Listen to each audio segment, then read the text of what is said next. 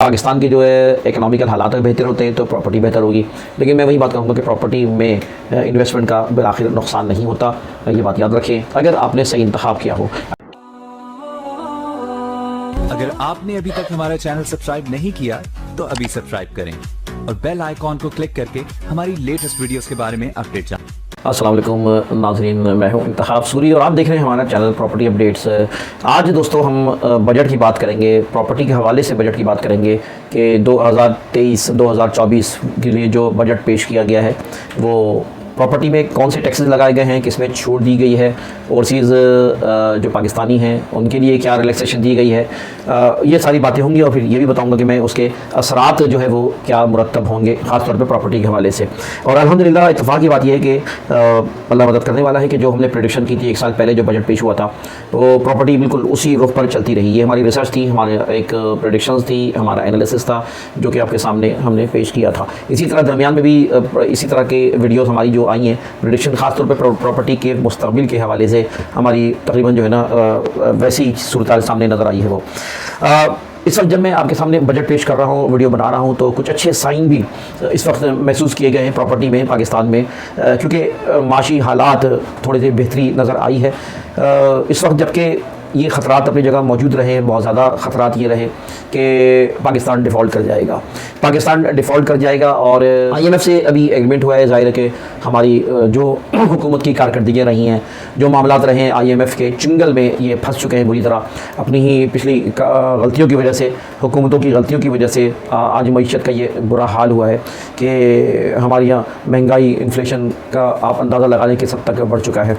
और साथ साथ जो है वो अब मालियाती इदारे जो कि जिनकी एक पूरी प्लानिंग है दुनिया पे रूल करने की, अपने दौलत की, उनका एक ही टारगेट होता है किसी तरह अपनी दौलत को बढ़ोती है वो बढ़े और उसको तहफ़्फ़ुज़ मिले। और इस तरह उनके साथ मुख्तलिफ़ स्टेट्स काम भी कर रही होती हैं, क़ुव्वतें काम कर रही होती हैं जो कि उनको तहफ़्फ़ुज़ दे रही होती हैं। और पाकिस्तान जैसे ममालिक में अफसोस की बात यह है कि उनका इन्फ्लुएंस इस कदर बढ़ चुका है कि उससे छुटकारा बजाय मुमकिन नज़र नहीं आता। लेकिन अच्छी उम्मीदें हैं, कोशिश की जाए, अच्छी नीयत की जाए तो ये मामला बेहतर हो सकते हैं। तो इस वक्त जो है ना अभी ताज़ा तरीन सूरत हाल के मुताबिक IMF से डील हो गई है, $3 अरब IMF से मिलेंगे। और इससे एक तरह का एक कुछ टाइम के लिए एक समझो एनर्जी मिल गई है, एक गिरती हुई मरती हुई मईशत को थोड़ा सहारा मिल गया है। लेकिन कुछ अच्छे इक़दाम नज़र आए हैं जिससे महसूस होता है कि वो उससे पॉजिटिव रिजल्ट्स आएंगे। मिसाल के तौर पे अभी आज ही की खबर ये है कि 10 रुपये की कदर बढ़ी है, डॉलर नीचे आया है और माशी एक्टिविटीज़ नज़र आई हैं। इस वक्त स्टॉक एक्सचेंज में भी जो है काफ़ी तेज़ी 2 दिन से महसूस की जा रही है और डॉलर्स और दीगर मामलात में जो है ना अब एक पाकिस्तान की मईशत के लिहाज से पॉजिटिव साइंस नज़र आए हैं। साथ साथ अभी फ़ंड्स की मज़ीद इम्कानात भी हैं और सपोर्ट इस वक्त जो है चीन की जानिब से और दूसरे ममालिक की जानिब से। अभी सऊदी अरब जो कि तकरीबन 2.25 अरब डॉलर वो देगा जुलाई में, और UAE भी देगा। इस तरह तकरीबन 5.6 अरब डॉलर पाकिस्तान में जुलाई में आएंगे।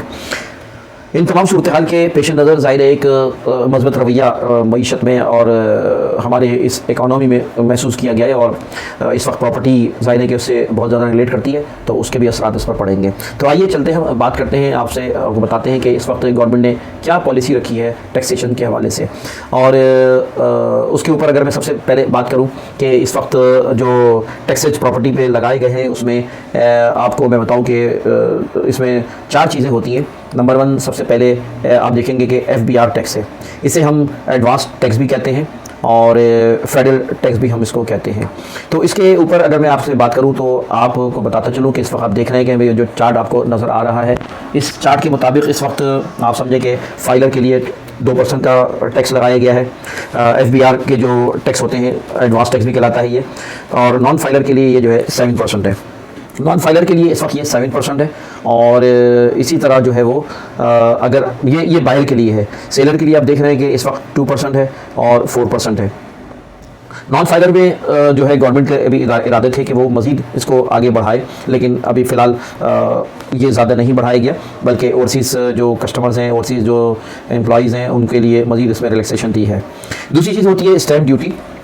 स्टैम्प ड्यूटी जो है वो इस वक्त अगर मैं 2 बड़े सूबों की बात करूं, यानी सिंध और पंजाब की मैं बात करूं, ये स्टैम्प ड्यूटी प्रोविंशियल टैक्स भी कहलाता है। और इस वक्त आप ये समझें कि सिंध में ये 2% है, जबकि पंजाब में 3% रखा गया है। और साथ साथ जो है वो ये फाइलर के लिए है, नॉन फाइलर के लिए भी ये सेम है। ये बात बताते चलूँ कि जो एडवांस टैक्स है वो सेलर पे लगता है, जो कि आप देख रहे हैं सीधे हाथ पे चार्ट, बाकी चीज़ों में नहीं लगता। तो स्टैम्प ड्यूटी के बाद हम आपको बताते हैं कि जो डिस्ट्रिक्ट टैक्स होता है इसे हम पंजाब वगैरह में कमेटी टैक्स भी कहते हैं। ये सिंध में ये 1% रखा गया है, जबकि पंजाब में बायर के लिए जो है 1% है।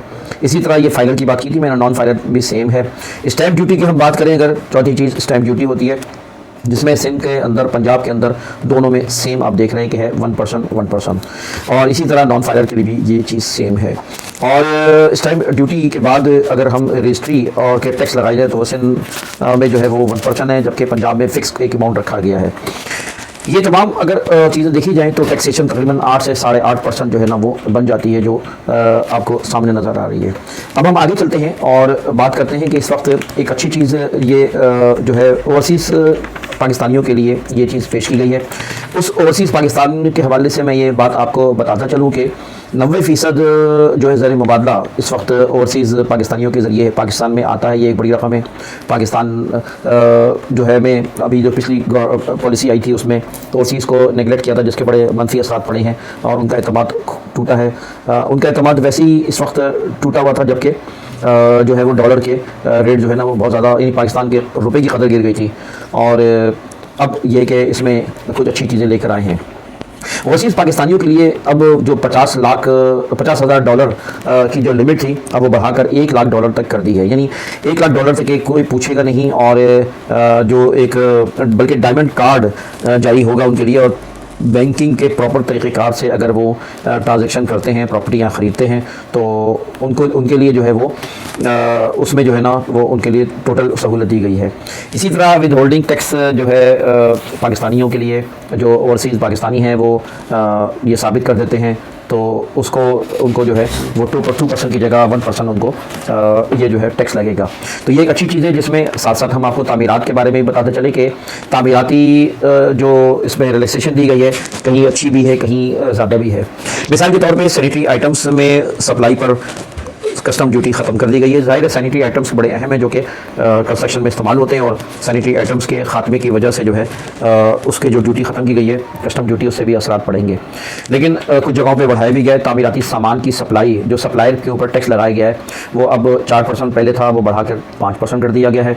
और इसी तरह जो है ना जो लोकल कॉन्ट्रैक्टर्स हैं उसका जो है यानी ये कि 15 लाख से 20 लाख रुपए तक की जो 15 करोड़ से 20 करोड़ रुपए तक के जो मुनाफा होगा उस पर उसको बाकायदा जो है 4.5% से लेकर 5.5% तक के उस पर टैक्स लगेगा।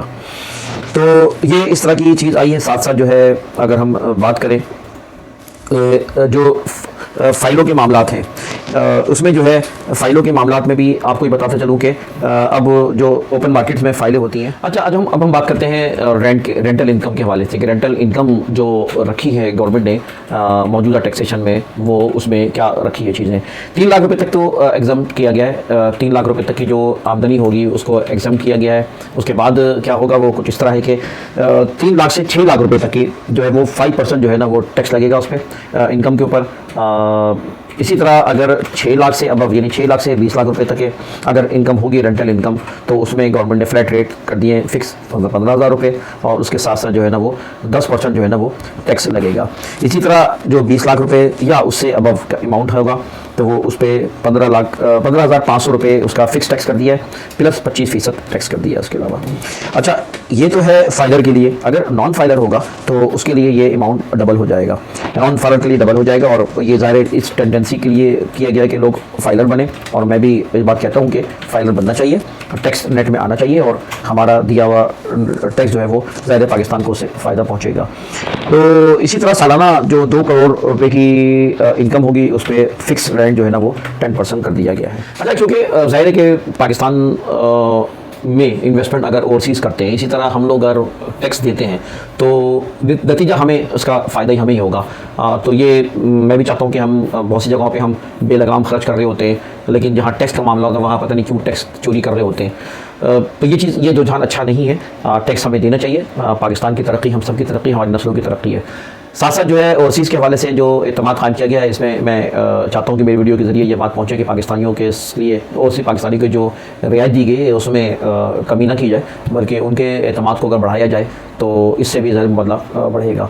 साथ साथ एक चीज़ और भी है कि इस बार नई जो चीज़ की है वो फाइलर, जो भी प्रॉपर्टी के काम करने वाले हैं, प्रॉपर्टी के एजेंट हैं, डीलर्स हैं, उन सबको जो है ना वो यानी है कि उनको रिकॉर्ड करने को कहा गया कि उनको रिकॉर्ड किया जाए और उनको जो है भी इस टैक्स के नेट में लाया जाए। साथ साथ ये भी कहा गया है कि अब एक नई चीज़ ये आएगी कि जो प्राइवेट बिल्डर्स हैं जिनकी फ़ाइलें लोग लिखते हैं, ख़रीदते हैं, बेचते हैं, वो फ़ाइलें जो कि लीज़ नहीं करवाते और उसकी जो है ख़रीदो फरोख्त हो रही होती है, उसको भी टैक्स नेट में लाया जाएगा। अब इस पर कितना कंट्रोल कर सकता है गवर्नमेंट, कितनी कंट्रोल कर सकती है, ये अलग बात है। ज़ाहिर है कि ये चीज़ें इतनी आसान नहीं है इसको कंट्रोल करना, लेकिन ये कि रूल्स रेगुलेशन और क़वाइद ज़वाबित अगर बनाई जाए और उस पर बाकायदा इंसाफ से अमल किया जाए तो मैं समझता हूँ कि ये पाकिस्तान के लिए एक बेहतरी होगी। तो दोस्तों ये थी गुफ्तगू दरअसल टैक्सेशन के हवाले से, और इस वक्त जो है ना ये जो है प्रॉपर्टी के हवाले से अगर मैं देखूँ तो ये प्रॉपर्टी के लिए अच्छा है, अच्छे साइन है, और इससे जो है मैं समझता हूँ कि लोगों के अंदर एतमाद बहाल होगा। और जो नज़र आ रहा है मुझे ज़ाती तौर पे वो एक ख़राब वक्त गुजरा और एक कशमकश थी सियासी जमातों की, उस सियासी जमातों की कशमकश की वजह से ज़ाहिर है दोनों यानी अगर जो भी हुकूमत में होता है वो काम नहीं कर पाता है, और इस वक्त जो है ना वो मामला नहीं है, तो वो अपनी ज़ाहिर है कि जो हुकूमत होती है अपोजिशन उसकी टांगी खिंच रही होती है और वो उसकी तमाम तवज्जो अपोजिशन को संभालने में लगी होती है, जिससे हमें इकनॉमिकल हालात जो है ना ख़राब होते रहें। तो पाकिस्तान के जो है इकनॉमिकल हालात बेहतर होते हैं तो प्रॉपर्टी बेहतर होगी, लेकिन मैं वही बात कहूँगा कि प्रॉपर्टी में इन्वेस्टमेंट का बिलाखिर नुकसान नहीं होता, ये बात याद रखें। अगर आपने सही इंतखाब किया हो, अगर आपने डॉक्यूमेंट हिसाब के सही हो, आपके पास काबू हो, तो आपको कभी नुकसान नहीं होगा। टाइम बढ़ जाता है बाद दफ़ा, जो इसका रिजल्ट आपको 1 साल में मिलना हो सकता है कि 3 साल में मिले, 3 साल में मिलना हो सकता है कि 7 साल में मिले, लेकिन बिलाखिर आपको उसका फ़ायदा पहुंचता है। तो साथ रहिए, इंशाल्लाह ताला अगली वीडियो में फिर मुलाकात होगी। और साथ साथ गुजारिश करता हूँ कि चैनल को अगर आपने सब्सक्राइब अभी तक नहीं किया तो चैनल को सब्सक्राइब करें, वीडियो को लाइक करें, कमेंट करें, शेयर करें, इन मालूमात को आगे बढ़ाएं। इंतखाब सूरी को इजाज़त दीजिए, अल्लाह हाफ़िज़।